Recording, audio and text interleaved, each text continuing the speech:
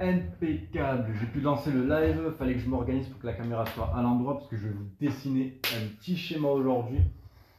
Rapidement, bon, je blablate un peu le temps que vous vous connectiez sur ce live vidéo. Très rapidement, je vous précise quelque chose. J'ai pas le téléphone en mode selfie pour la caméra, d'accord? Donc qu'est-ce que ça veut dire? Ça veut dire que vos commentaires, je les vois pas. Pourquoi je l'ai pas mis en mode selfie? C'est parce que je vais vous dessiner le cadran. Si vous avez vu le titre du live, c'est pour vous demander où vous en êtes dans le cadran. Et le cadran, il faut que je puisse le dessiner. Si je mets la caméra en mode selfie, vous n'allez pas le voir. Ok? Bon, très bien. Le cadran, c'est quoi? C'est quelque chose que si vous êtes entre votre vingtaine, votre trentaine, logiquement, vous devriez connaître ce cadran. Si vous ne le connaissez pas, ça va être compliqué pour vous d'avancer plus tard, surtout de vous fixer des objectifs. D'accord? Donc ce cadran, c'est très simple. Je vous donnerai les sources après d'où ça sort. C'est pas moi qui l'ai inventé, pas du tout. Ce cadran, c'est quoi? C'est Robert Kiyosaki, pour ceux qui connaissent, pour ceux qui font un peu de lecture, notamment tout ce qui est business, développement personnel. C'est celui qui a écrit Père riche, Père pauvre, et il a fait ce qu'on appelle le Quadrant Cash Flow. Donc je vous mettrai la source en commentaire après. Le cadran, je vais vous le dessiner aussi parce que ça sera plus simple pour vous expliquer et pour que vous puissiez définir où vous en êtes dans le cadran. Le cadran, c'est très simple. C'est 4 cases, d'accord? Et comme on dit, c'est en haut à gauche. Pour vous, ça sera pareil. C'est J, en dessous, on a E, de l'autre côté, on a B, et ensuite, on a I. Vous le voyez comme ça, d'accord? Donc, c'est très simple. Je vais vous expliquer à quoi il consiste ce cadran, comment on bouge d'une case à l'autre, et ça peut peut-être, et j'espère du moins, vous aider à bouger dans vos objectifs. Le premier, forcément, on part d'en haut à gauche, c'est le J. Le J pour job. Un job. Tout le monde a un job, plus ou moins, à moins que vous soyez au chômage, mais tout le monde a un job. Et un job, c'est quoi? C'est tout simplement quand on échange son temps contre de l'argent. Ok? Je vous le montrerai de plus proche après. On va continuer. Ensuite, en dessous, on a le E. Le E pour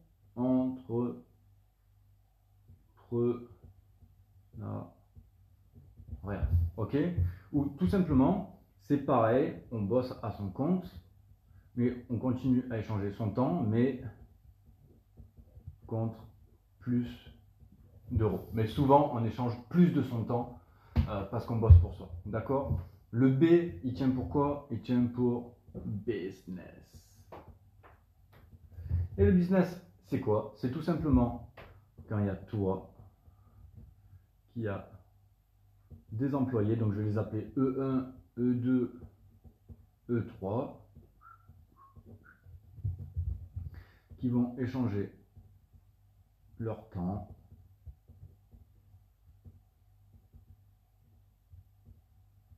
contre de l'argent. Mais qu'il y a aussi des dividendes qui remontent. Voilà, je vous le montre, histoire que ça soit un peu clair, parce que j'ai fait beaucoup de flèches en un coup, d'accord?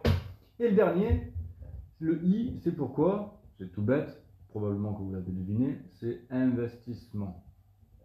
Et en fait, ça tient pourquoi? C'est tout simplement, forcément, il faut avoir des capitaux pour ça.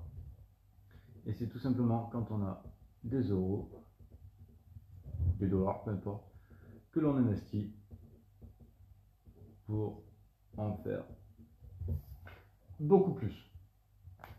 Aussi simple que ça, je prends le temps juste de vous le montrer correctement, histoire que tout le monde l'imprime. Et on va reprendre un, d'accord? Voilà. Pourquoi je vous montre ce schéma? Tout simplement parce que la plupart des gens commencent, enfin la plupart des gens sont dans ce qu'on appelle le job. C'est normal, on échange son temps contre de l'argent. D'ailleurs, quand vous négociez votre contrat, vous négociez un taux horaire. C'est-à-dire que vous négociez la somme d'argent que vous allez avoir contre une heure de votre temps. Donc c'est tout simplement ça, c'est le temps contre de l'argent. Peut-être que dans votre vie, vous allez vouloir pousser les choses un peu plus loin et vous allez devenir un entrepreneur. Donc là, vous allez bosser à votre compte. Vous allez bosser pour vous. Donc forcément, c'est pas votre patron qui va vous payer un certain taux horaire, c'est vous qui allez définir votre taux horaire. Donc généralement, pour 1 heure de votre temps, vous allez être plus payé. Attention, le problème c'est que quand on fait de l'entrepreneuriat, quand on démarre, vu que l'on travaille pour soi, on a tendance à y passer beaucoup plus de temps, tout simplement. Le business, potentiellement, si vous êtes un entrepreneur, que c'est une activité qui fonctionne, peut-être que vous allez avoir le temps, ou peut-être qu'un jour, vous allez réussir à devenir un businessman. C'est-à-dire que vous allez employer des gens. C'est-à-dire que au lieu d'échanger 10 heures de votre temps contre de l'argent, vous allez échanger 10 heures vous allez échanger 10 heures de temps de vos employés contre de l'argent et vous allez en récupérer des dividendes. D'accord?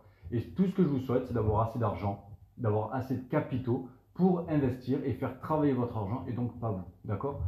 Sauf que forcément, il y a des avantages et des inconvénients dans la conjoncture actuelle, enfin, dans la société de tous les jours.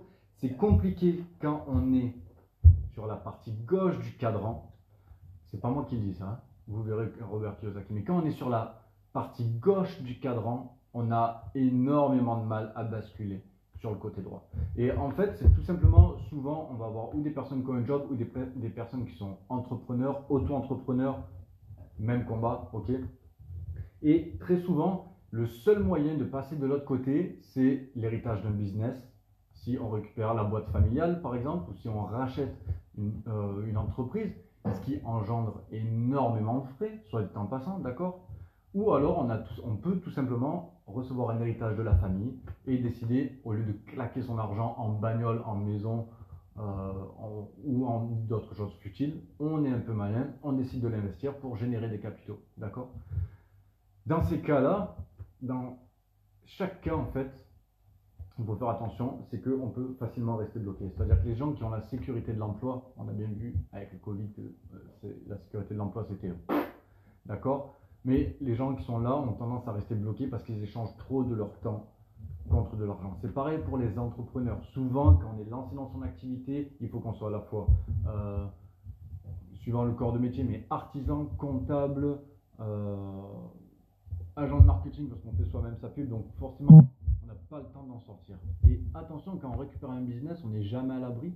On n'est jamais à l'abri de ne pas faire assez de chiffres pour payer les employés, donc là on part en faillite. Et forcément, quand on est un investisseur, forcément on prend des risques avec ses capitaux. Plus le risque est grand, plus les chances de gagner gros sont élevées, mais il faut faire attention parce qu'on a vite fait aussi de perdre son capital. Je pense notamment à ceux qui peuvent se mettre dans le trading, notamment. D'accord? Ce cadran, il y a un moyen de gruger. Il n'y a pas de moyen de gruger les étapes en fait. Il n'y a pas de raccourci, les choses il faut les faire, mais il y a une différence entre bosser dur là, pour passer là, pour ensuite monter une entreprise.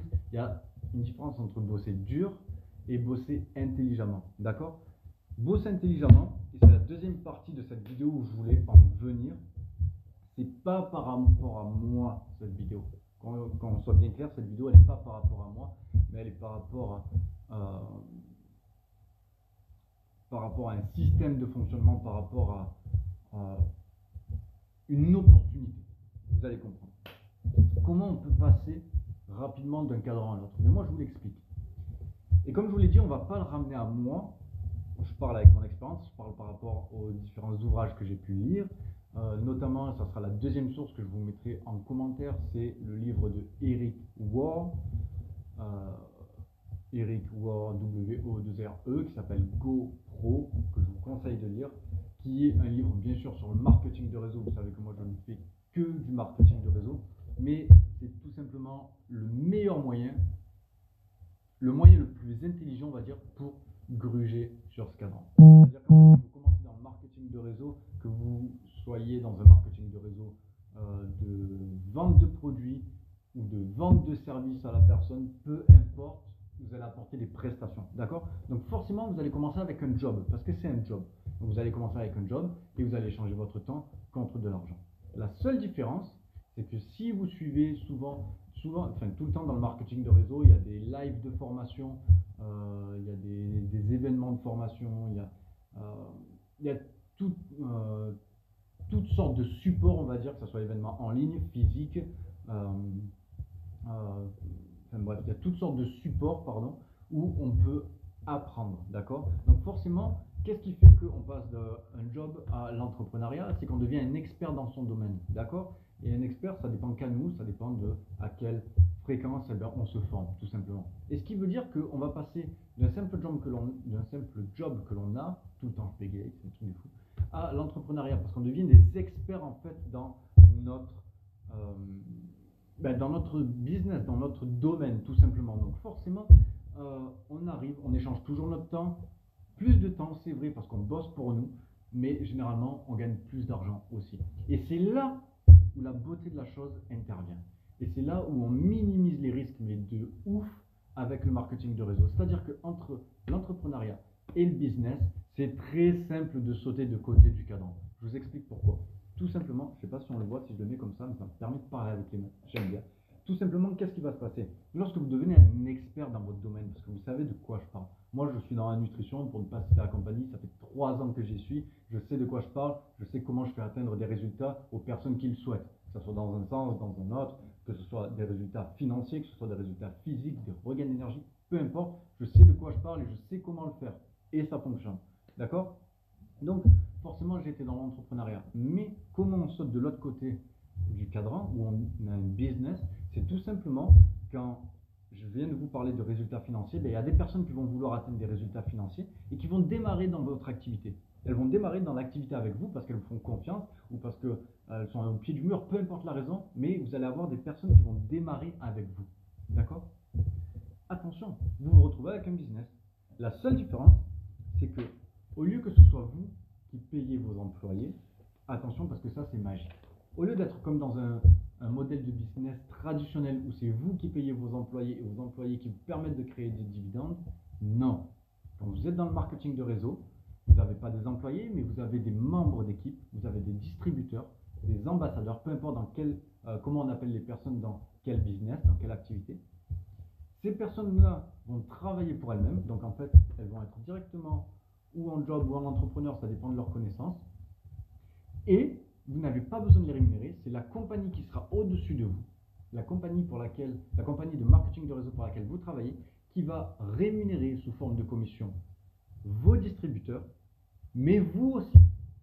C'est-à-dire que potentiellement, si, et c'est vraiment un grand si, le business venait à fermer, vous ne vous retrouvez pas en faillite, parce que ce n'est pas vous qui payez des employés, mais c'est une compagnie qui distribue des commissions à chaque niveau de votre organisation.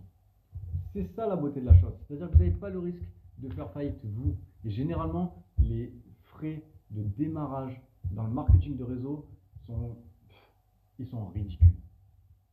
Si vous parlez avec moi, c'est 60 euros.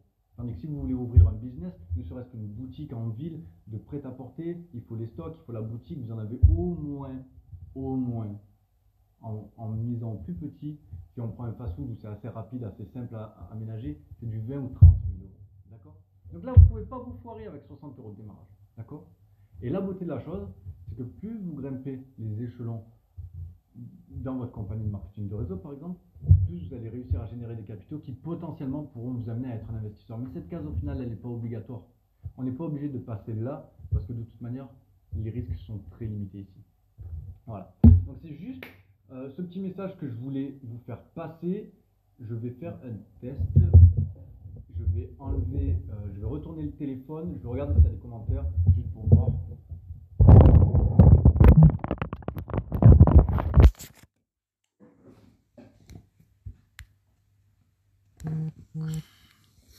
Allez, impeccable. Bon, j'ai pu retourner la caméra. C'est pour ça que je ne l'avais pas mis sous forme de selfie. Parce que forcément, le schéma, vous le voyez à l'envers.